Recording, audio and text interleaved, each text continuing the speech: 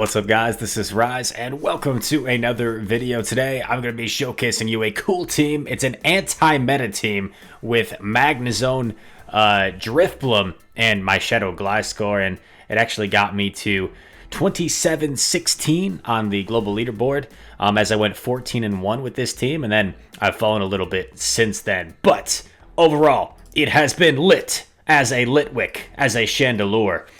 And it's been pretty effective for me. So I'm just showing you guys that you don't necessarily need triple XL teams to have success. You saw in this game, so terrible lead, right? We're just hopping straight into it. I led my Magnezone into a Machamp, terrible lead, so I immediately swap in my Drifblim. And it's kind of like a double flyer strat, right? So you have the Steel type against that's weak to fighters, and you have two flyers in the back that can counter those fires. So fighters, so they complement each other well. Magnezone gets the support from the two flyers in the back, and this Greedent is getting a little bit greedy with the overfarm. It's gonna let me get to another Icy Wind, and I was a little confused what exactly this person was trying to do. They let me get to another Icy Wind, and I didn't think this Icy Wind would KO. And I wanted to give myself more farm. I'm pretty sure that Icy Wind wouldn't have KO'd from that range. So that's why I did that. And then my opponent undercharges the crunch. And I'm like, all right. So I let this go. And I know that Machamp does not want to eat a wild charge. So I'm gonna commit to fully sparking down this Greedent. I know I'm gonna have to probably take 2 crunches, but look how much they do. Like after all those debuffs, they barely do anything. So I have no problem taking these moves. And I eat another crunch. I've got all this energy.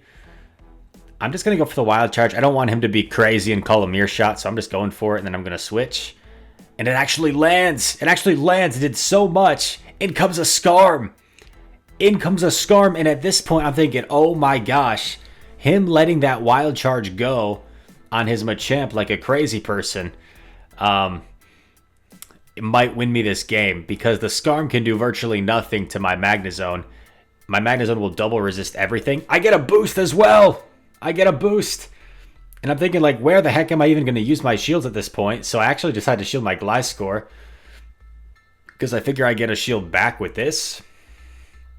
I just got to be careful though, because I can't afford to have shields down for the Magnezone and then allow the Machamp to get to a cross chop. That's my lose con. So I save a shield, I swap, I get off my mirror shot because I know my opponent kind of has to shield this to have a chance.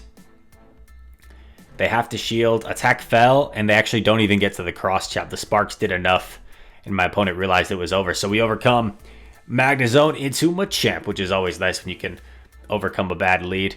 Unfortunately, I have about 9 battles, I believe, out of my 14-1 streak with this team that got me to almost top 100 again on the leaderboard.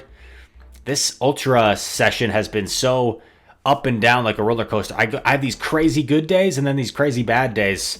It's like super, it fluctuates a ton. Like on stream the other day, I had a terrible day, like 6-14, and then I was so frustrated, I stopped and I started playing GeoGuessr. And then I took a break the next day and just played my battles off stream. And I go 14-1 with this team.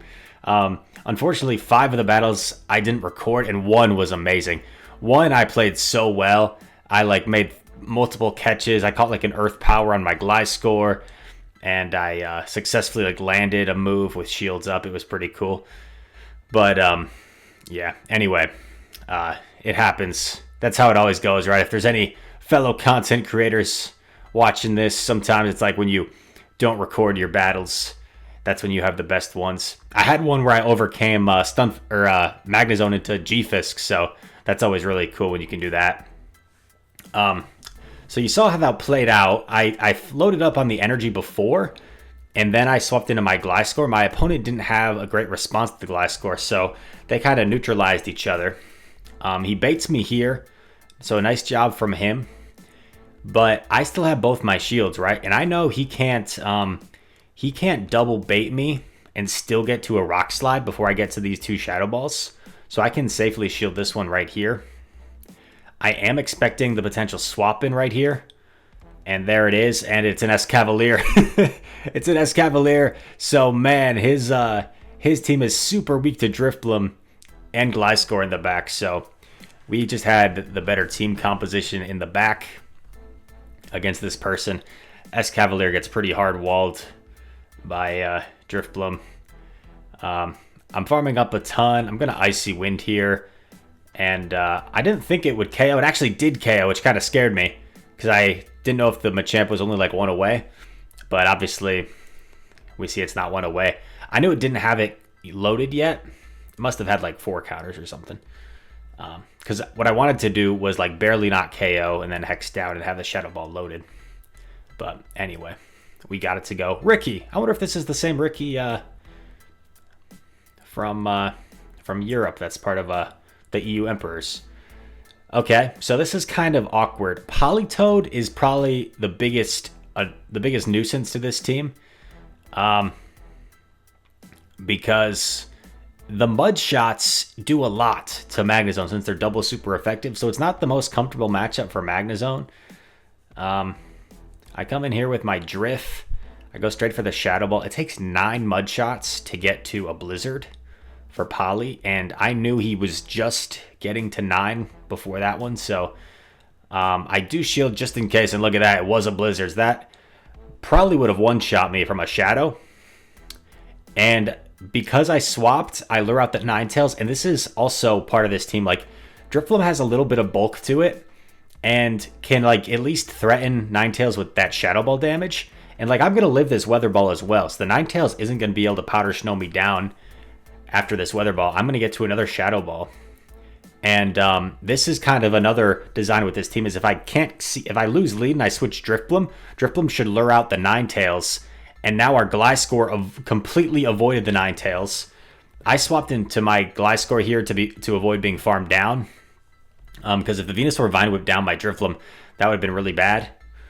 At this point, I'm thinking probably just save my shield for Zone, since I believe Zone has a little bit of energy, if I'm not mistaken. Maybe it doesn't. But I knew a Frenzy wouldn't KO. Gliscor has a little bit of bulk to it. And by the damage these wing attacks are doing, I can tell that Gliscor has this. I've already got the next Night Slash as well. That was a CMP tie. Unfortunately, Gliscor took that Frenzy plant even better than I probably thought. So a Shadow Venusaur might have been able to win that game, but the normal Venusaur just didn't have enough firepower to take us out, or grass power, I should say. All right, Snorlax. So here's what I've been doing against Snorlax leads if you guys decide to run this team. Oh no, battery. Always make sure you're charged. Rookie mistake, Rise, rookie mistake. I go straight for the charge, and then I swap Drifblim. And you might be thinking, Rise, why on earth would you swap your Ghost into a normal type? That's crazy. Well, it's so I can absorb this damage, and so I don't have to shield my Magnezone for a potential superpower that would one-shot it. And look at this, they swap in a Gallade. And I'm like, what is going on? Has he lost his mind? They Leaf Blade me. I go up to the Shadow Ball. And I go for Icy Wind because I thought this person would have to be a madman not to shield. In my mind, this was an automatic shield, and they don't shield. They don't shield. And now I'm like, oh, God. Well, this took a turn for the worse.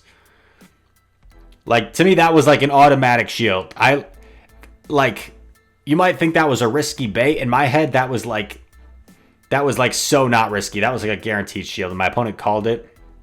And now what's going to be in back? Let us see, let us see. It's a Machamp. And he sneaks in a counter, which is really bad for us. He lets it go. I guess I should have at least built up to the Earthquake before. Because obviously this person is very reluctant to shield. And you know, at this point, I think maybe I should have just committed to fast moves. Because he snuck in another counter. He sneaks in a third counter. He snuck in 3 extra fast moves, which really stinks for us. My aggressive swap. It didn't work. I think we suffered lag there because my swap should have transferred the counter onto my zone, and for some reason it didn't. I don't think it mattered in the end because he had it loaded and he wins CMP here and we lose. But kind of an annoying lag that happened. Because if I preserve one wing attack, I might tie that game instead of lose that game. So kind of annoying there. If it wasn't for the 3 counters sneaking in and the damage properly registering on the switch, I think we would have at least tied that game. Okay. Toxicroak lead, bad obviously, but they swap in a Gira. And this is great. Well, not great. It's a little bit uncomfortable. But it's not like the hardest counter in the world, so I know I can at least get a shield advantage here. I get the shield with the Icy Wind, which is nice. I know this is possibly an ominous wind bait, but I shield, and yep, it is. I was respecting the Shadow Ball. Now I'm going for the Shadow Ball myself. At this point, I'm either going to take Switch or a shield, and I actually land the Shadow Ball. So we take back Switch. And in comes a Typhlosion. And I'm like, uh-oh, this is not looking great. I aggressive swap in my Magnezone. He is staying in to get off his Blast Burn. And I'm deciding whether I want to shield that or not. Or if like it was better to save my shield for Gly. I decided I shield to get off this. Boom, takes out a huge chunk. And my opponent actually throws the Mud Bomb here. I think I would have gotten to the Wild Charge if they don't throw this. So probably the smart play from my opponent. And at this stage, I'm just going to come in with Gliscor. And I think we're in a pretty good spot. Yeah, our opponent surrenders. The only win con they had was like if, I don't know, they bank a move and then like counter swap Typhlosion. Typhlosion had a Blast Burn banked. But Typhlosion must have not had a move. We get the Azelf. Let me know if you guys have gotten a shiny yet. I've actually gotten a couple. One from Raid Hour and one from a GBL reward. Pretty crazy. And then you see our Elo 2647 after that set. And we're on to the next one against Prankin. Okay, Venusaur, pretty uncomfortable lead for Magnezone. You'd think it's good, right? Because you resist everything, but Venusaur also resists the Wild Charge. I tried to catch a Frenzy and I epically fail. So that Venusaur has 2 Frenzies loaded, which even though Magnezone resists them, like it's not going to want to eat those Frenzies. Magnezone's very squishy. So in this matchup, Drift versus Stunfisk, I decided to shield the first Rock Slide because I like to play a little bit of mental gymnastics, you know, and if I shield the Rock Slide, they probably think I want to debuff them. That's why I'm shielding the first one. And they almost never shield the first Shadow Ball. Sometimes they shield this one. It's pretty 50-50. Our opponent doesn't shield. They are going to get to another move here, but I know I should barely live this. And look at that. 1 HP in a dream. 1 HP in a dream. And we get off an Icy Wind here, which is absolutely amazing. And check this play out. So I know he's got 100 energy, and I don't want to win CMP and debuff myself. So I allow him to throw the Frenzy before I throw my Wild Charge. Now I throw my Wild Charge. And if he didn't throw right away, I'm going to be able to double up before him. I throw my next move here. I get both shields. I switch. I catch the Frenzy. Because he hadn't thrown, he just decided to throw after I threw. So a bit of a mistake from our opponent. They swap into Pidgeot. I'm like, uh-oh, this is a little sketchbox. Or a lot sketchbox. Will we win this game? I'm not sure. I am not sure, to be honest. Because this Pidgeot's going to try and farm us all the way down. I do get to another Night Slash here. And check this out. I'm actually going to undercharge. Because I know I can take a move from Pidgeot here. And I know I need to save the shield and get to a Mirror Shot. Or a charge against Venu. Oh, just a Mirror Shot's plenty. And we're actually able to get to it. So if I had just taken out with Gliscor, I'm not sure. Because that Venu had so much energy, right? Probably would have won anyway without that little extra play, but I was just trying to be as safe as possible. I didn't want to allow the Venu to farm me down and then get to 2 moves before I got to my mirror shot. Zone versus Blastoise. So they immediately swap in a Drapion, which if you see a Drapion running this team, it's not the easiest swap to handle. If I was to just immediately swap, I'd probably lose switch advantage. So I'm actually going to go for a mirror shot here. I'm hoping to grab a shield. And then I go into Gliscor. I got the attack fell, which is really nice. At this stage, I'm pretty much just going to like sack my Gliscor, because my Gliscor is not going to appreciate the Blastoise anyway. I was hoping I won CMP, but this is where it's important to know your CMP ties. I didn't know this one, and I lost CMP. So that kind of stinks, because I could have farmed up more energy and like had energy deferment when it comes in. I tried undercharging, it still did enough to KO. Earthquake, such a hard hitting move from a stab shadow, so like that's gonna do so much damage.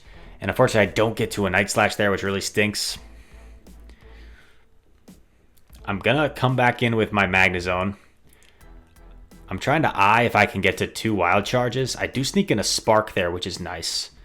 But I'm not 100% sure if I get to both. It looked like I probably would have, but I decided I'm just going to throw it here and then dip. He lets it go, which shocked me. I swap in Drift, and this is amazing because we have residual energy on our Magnezone, and Drifblim can continuously debuff this thing to the point where Mandibuzz will have to commit its last shield eventually to win this matchup after these debuffs. Because it's Air Slash. If this was a Snarl Mandibuzz, I'm not sure I win this game. But because it's Air Slash, I'm going to be able to outpace it. And you're going to see after 2 debuffs, this foul play doesn't do that much. And after another debuff, the next foul play is not even going to KO me. And this is why it's so effective when you can have a Pokemon with a guaranteed debuff move that you can line up against the last remaining Pokemon. And then I just quick swapped Magnezone to do 1 Spark to win the game. Yeah, so a nice win there. That was a pretty complex game with those swaps and stuff, like, and the baits. Great lead here. Once again, this is where we want to see the Ninetales, so when we can catch this in the lead, it's really good for us. And he's staying in, which tells me he's probably double weak to Magnezone. So I already know that, and I get off my move before they even get off a Weather Ball, so I'm going to potentially just take this thing out. And I'm already thinking if he stayed in, he's got to be double weak. So I'm going to preserve my zone and swap in my Drifblim here, which is like my soft answer to Scrafty. And Drifblim, because I get to this Icy Wind before the foul play, this becomes like a pretty solid matchup for Drift, because now 2 foul plays won't even KO me after the first debuff. In comes his own Drifblim, which I thought was interesting. I just decided to go straight for the Icy Wind, because if I don't throw the Icy Wind and he does, then I'm going to have to commit a shield. And check this out. I'm actually going to shield this one to potentially force the last shield from my opponent. I go up to Shadow Ball, and then I throw the Icy Wind. Swap in Zone. Because he's still switch locked, I am going to shield the Shadow Ball. I wasn't sure if it would KO after 2 debuffs, but I thought it might, so I shielded to be safe. Then I just go for the Wild Charge right away, knowing that I'm going to get farmed down by Scrafty, but that should be perfectly fine. And because you see the health of my Drifblim, right, I'm actually going to come in back with the Drifblim, because either he would have had to expend his foul play energy, or I'm going to get to this debuff move. And we actually CMP, which is like best case scenario for us. Could not have gone any better.